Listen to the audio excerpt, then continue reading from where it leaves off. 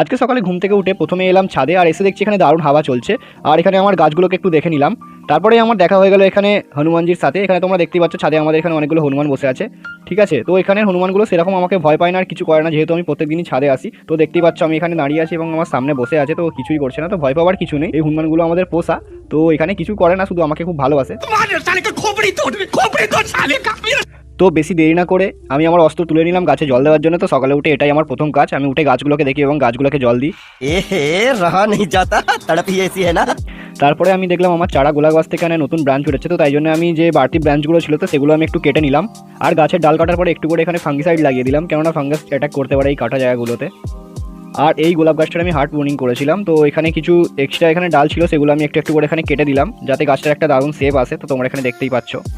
আর এটা হচ্ছে আমার ছোট্ট ছাদ বাগানের লুক। তো এখানে আমি হনুমানের জন্য জাল দিয়ে ঘিরে দিয়েছি, তো তোমরা এখানে দেখতেই পাচ্ছ। ঠিক আছে, তো এখানে অনেক রকমেরই গাছ আছে।